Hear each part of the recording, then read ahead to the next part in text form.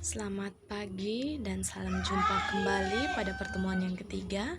Pada pertemuan ini, kita akan sama-sama belajar tentang menganalisis nilai-nilai dalam cerpen. Nah, untuk menganalisis nilai-nilai, kalian harus memahami terlebih dahulu unsur pembangun cerpen, yaitu unsur intrinsik dan unsur ekstrinsik. Nah, adik-adik, cerpen pasti kalian pernah membaca cerita pendek. Cerita pendek itu merupakan salah satu jenis prosa baru selain novel. Nah, cerita pendek itu merupakan cerita yang struktur atau wujud fisiknya berbentuk pendek, yaitu kurang dari 10.000 kata. Cerpen memiliki ciri-ciri. Yang pertama, bersifat fiktif atau imajinasi.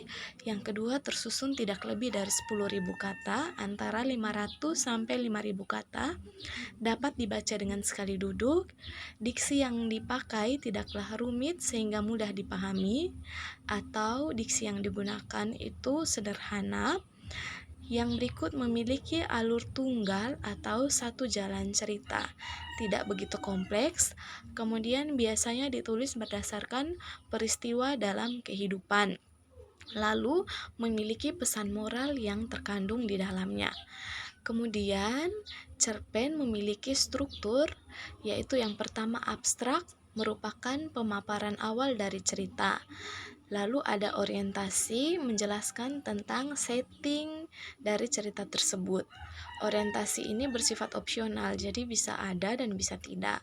Lalu komplikasi, jadi di sini dipaparkan tentang konflik yang akan dihadapi oleh tokoh. Lalu ada evaluasi, di mana konflik tersebut akan semakin memuncak. Lalu resolusi itu menuju akhir dari permasalahan atau konflik tersebut. Dan juga ada koda, yaitu pesan moral yang ingin disampaikan melalui cerpen tersebut. Nah, kembali lagi bahwa cerpen itu sendiri memiliki unsur pembangun, yaitu unsur intrinsik dan unsur ekstrinsik. Unsur intrinsik yaitu unsur yang membangun cerpen dari dalam cerpen itu sendiri. Terdiri atas yang pertama, tema atau gagasan pokok yang mendasari munculnya cerita tersebut. Kemudian amanat atau pesan yang ingin disampaikan pengarang melalui cerpen tersebut. Biasanya untuk menentukan amanat, kalian harus memahami terlebih dahulu apa temanya, karena tema dan amanat itu saling berkorelasi atau saling berhubungan. Lalu ada alur.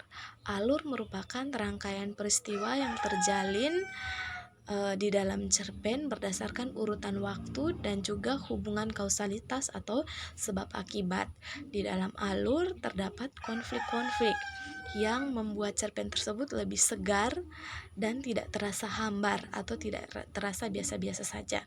Kalian bisa membayangkan membaca sebuah cerpen tanpa konflik, tentunya akan terasa biasa saja. Nah, di dalam alur tersebut terdapat konflik, yaitu konflik batin dan konflik sosial.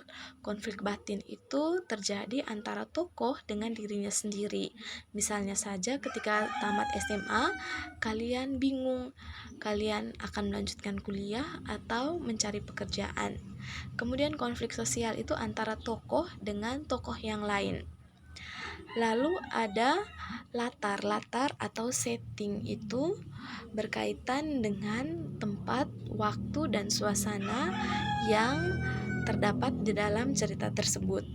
Kemudian ada tokoh dan penokohan. Tokoh dan penokohan ini merupakan cara pengarang menggambarkan karakter atau sifat dari tokoh-tokoh yang ada di dalam cerpen tersebut. Nah, untuk menggambarkan karakter, biasanya pengarang menggunakan dua teknik. Ada teknik analitis dan teknik dramatik. Kalau teknik analitis itu pengarang menggambarkan karakter tokoh secara langsung. Sedangkan kalau teknik dramatis itu biasanya melalui misalnya bentuk fisik dari tokoh atau perilaku tokoh, jalan pikiran tokoh, atau dialog antar tokoh dengan tokoh yang lain dan sebagainya. Kemudian ada sudut pandang atau point of view. Nah, sudut pandang itu merupakan cara pengarang, posisi pengarang di dalam cerita tersebut. Sudut pandang itu ada 3, yaitu yang pertama sudut pandang orang pertama. Di sini pengarang itu sendiri hadir sebagai pelaku atau tokoh utama. Biasanya digambarkan dengan kata ganti orang pertama, aku. Kemudian ada sudut pandang orang kedua. Jadi di sini pengarang hadir tetapi menceritakan orang lain. Biasanya menggunakan menggunakan kata ganti orang kedua, yaitu kamu. Kemudian ada sudut pandang orang ketiga. Jadi pengarang di situ tidak hadir di dalam cerita, tetapi hanya sebagai pengamat, melihat dari luar saja, menceritakan tentang tokoh-tokoh yang terlibat dalam cerita tersebut. Nah, biasanya untuk sudut pandang orang ketiga ini, pengarang menggunakan kata ganti dia atau mereka. Kemudian ada gaya bahasa. Jadi gaya bahasa itu ciri khas bahasa dari pengarang. Gaya bahasa juga biasanya berkaitan dengan majas-majas yang digunakan di dalam cerpen tersebut. Contohnya saja, cerpen karya Sapardi Djoko Damono itu almarhum biasanya menggunakan bahasa-bahasa yang sederhana dan cenderung ringan sehingga lebih mudah untuk dipahami oleh pembaca. Kemudian ada unsur ekstrinsik, unsur yang membangun cerpen dari luar. Unsur ini terdiri atas 3. Yang pertama, latar belakang pengarang berupa biografi pengarang, kemudian kondisi psikologis pengarang, dan sebagainya yang berkaitan dengan pengarang itu sendiri. Lalu ada kondisi sosial, politik, dan budaya pada saat cerpen itu dibuat.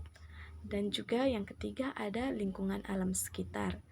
Nah, ini yang merupakan hal-hal yang dapat menjadi sumber inspirasi dalam membuat cerpen itu sendiri. Nah, adik-adik, bagaimana cara untuk mengidentifikasi cerpen? Bagaimana cara-cara untuk mengidentifikasi unsur intrinsik cerpen? Sudah Ibu tuliskan pada ringkasan yang ada di bawah link materi berikut ini. Ibu mohon kalian bisa mempelajari materi ini dengan baik agar dapat memberikan manfaat bagi kalian. Sekian dan terima kasih.